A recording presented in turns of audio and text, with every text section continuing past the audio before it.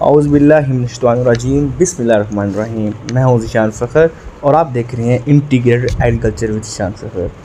तो बहुत दिनों से मैंने कोई वीडियो नहीं बनाई, अपलोड नहीं की, क्योंकि ईद आ गई थी, तो इसके लिए। तो चले आते हैं लेक्चर की तरफ। आज का जो हमारा लेक्चर है ये है फर्टिलाइज़र के बारे में, जो हम खाद इस्तेमाल करते हैं। और जो आज जिसके बारे में हम डिस्कस करेंगे वो होगा NPK एंड DAP। ये दो बहुत ही मेजर और बहुत ही इंपॉर्टेंट फर्टिलाइज़र्स हैं, खादें हैं जो हम इस्तेमाल करते हैं। चले तो हम इंट्रोडक्शन देते हैं कि फ़र्टिलाइज़र है क्या। Fertilizers are chemical substances supply to the crops to increase their productivity. इसका मतलब कि फ़र्टिलाइज़र मतलब जो खादें हैं ये केमिकल सब्सटेंसेस हैं। हम इनको अपने क्रॉप्स में, अपने फील्ड में, अपने पौधों को सप्लाई करते हैं। किसके लिए? टू इंक्रीज़ देयर प्रोडक्टिविटी, ताकि हम उससे ज़्यादा यील्ड हासिल कर सकें। The fertilizers contain the essential nutrients required by the plants including nitrogen, phosphorus and potassium. मतलब ये जो फर्टिलाइज़र्स हैं इनके अंदर जो केमिकल सब्सटेंसेस हैं वो क्या है? नाइट्रोजन है, फास्फोरस है एंड पोटाशियम है। जब हम ये चीज़ें प्रोवाइड करेंगे अपने फील्ड में, अपने पौधों को, तो क्या होगा? रैपिड जर्मिनेशन होगी, ठीक है, रूट स्ट्रांग होंगे, और जो जिस चीज़ों की कमी होगी वो चीज़ पूरी हो जाएगी। और सबसे जो बड़ी बात क्या है, फर्टिलाइज़र्स जब हम अपने प्लांट्स को लगाते हैं तो इससे जो ज़मीन की फर्टिलिटीज़ इंक्रीज़ होती है।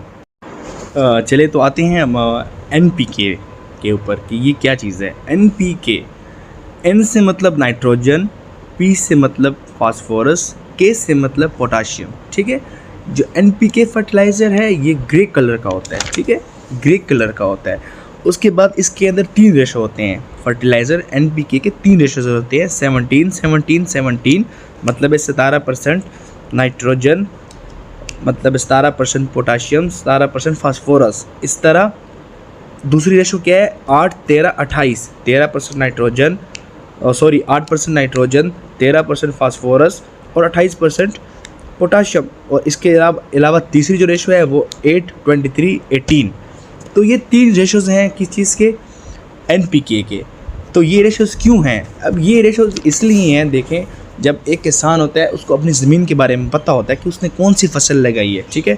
और सबसे ज़्यादा बात ये, जब मौसम ज़्यादा गर्म होता है, ज़्यादा वार्म होता है, आपको पता है कि जब ज़्यादा गर्मियाँ होती हैं तो नाइट्रोजन फिक्सेशन वैसे ही सॉइल के अंदर हो रही होती है।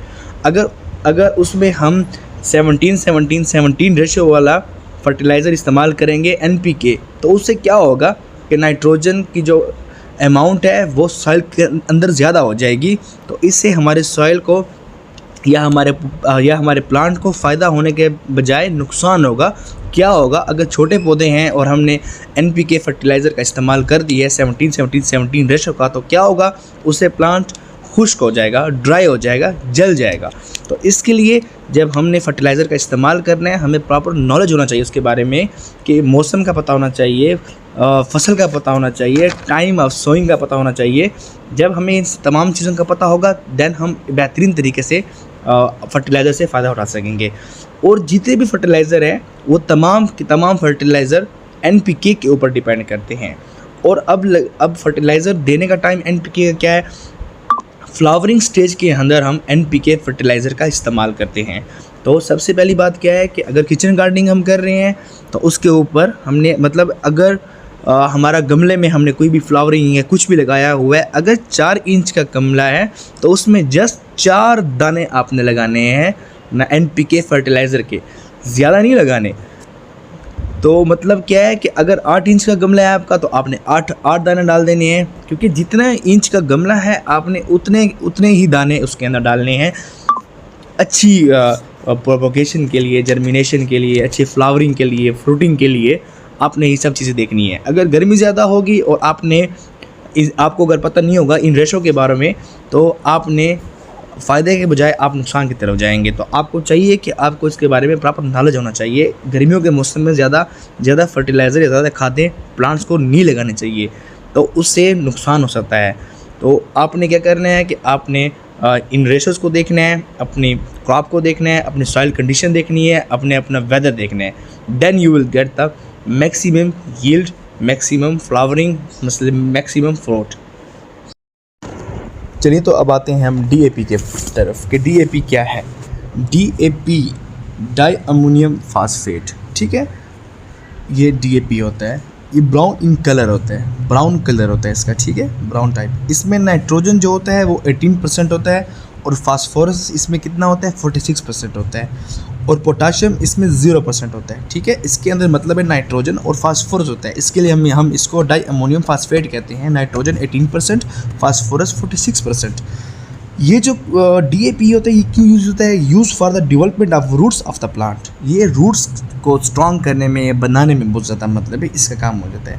वेजिटेबल रूट्स लेवल के ऊपर मतलब काम करते हैं, मतलब ऐसी सब्जियां जो ज़मीन के अंदर होती हैं जैसे कि गाजर, शलजम, मूली, इस तरह की जो वेजिटेबल्स हैं, अगर हम उनको डीएपी प्रोवाइड करेंगे तो एक बेहतरीन फसल हमें एक मैसर होगी।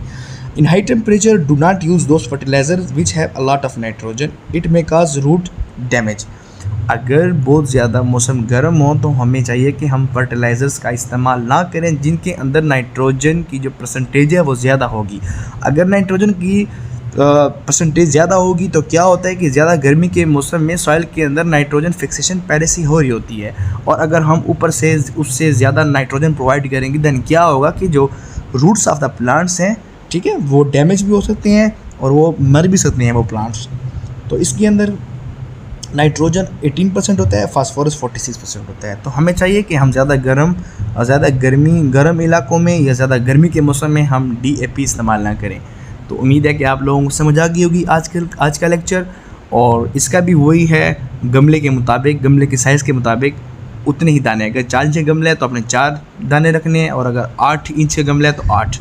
तो मतलब है इन सब चीज़ों को प्रॉपर नॉलेज के मुताबिक आप सब ने ना अपने ये फर्टिलाइज़र यूज़ करने हैं, क्योंकि ये रैपिड ग्रोथ के लिए, रैपिड फ्रूटिंग के लिए हमने इस्तेमाल करनी है चीज़ें। तो ये सब चीज़ें टेक्निक से होती हैं। Without knowledge you can do nothing. Thank you. अल्लाह हाफिज़।